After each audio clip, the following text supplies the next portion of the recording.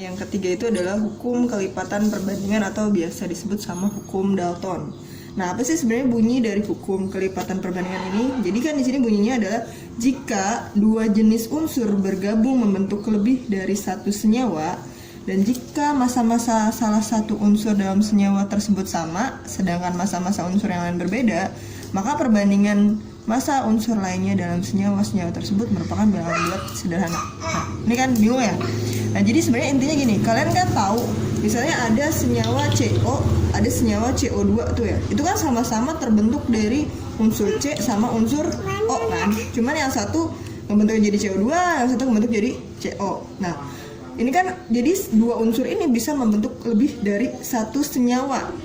Dan jika massa-massanya, jadi misalnya nih, si C-nya kita buat dengan massa yang sama, maka si O ini nanti akan memiliki perbandingan dengan bilangan bulat yang sederhana. Bilangan bulat itu kayak gimana?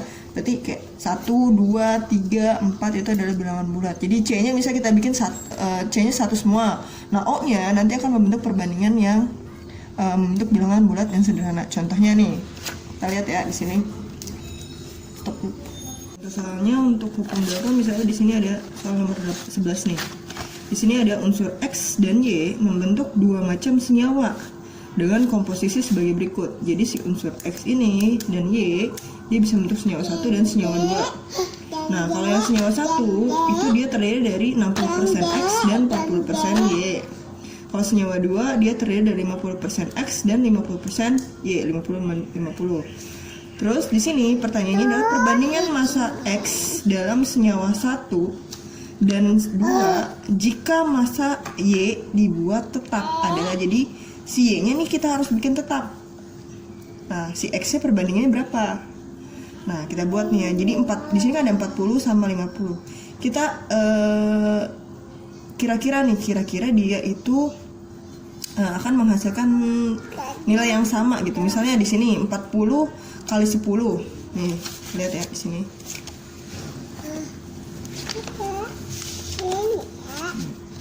Di sini ada 40 sama 50 kan, tadi Y-nya kita harus bikin sama. Maka di sini kita harus kalikan 10 supaya hasilnya berapa? 400 ya kan.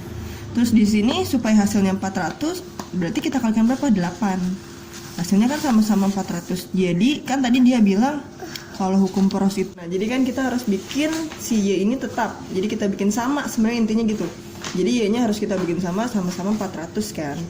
Nah, udah kalau kayak gitu, nah kita tinggal lihat di senyawa X apakah dia akan membentuk bilangan bulat yang sama atau bilangan bulat sederhana atau tidak. Kalau misalnya di sini kalikan 10, maka di sini juga harus dikalikan 10.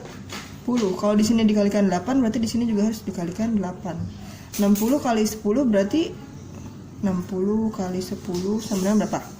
600 kan. Terus 50 kali 8 berarti 400 ya kan. Nah, kalau kita bandingkan senyawa X pada senyawa 1, ini senyawa 1, ini senyawa 2. Jadi perbandingan X di senyawa 1 itu kan berarti 600 banding 400. Berarti kalau kita perkecil, ini misalnya kita bagi lagi kan, diperkecil 6 banding 4. Kalau diperkecil jadinya dibagi berapa nih? Di sini dibagi 6 bagi 2. Ini kita bagi 2 ya. Berarti di sini kita udah perkecil 600 banding 400 itu kalau dibagi 2, ini kan nolnya udah dibagi ya. Ternyata perbandingan paling kecilnya adalah 3 banding 2. Nah, kita lihat cek di sini jawabannya berarti di nomor 11.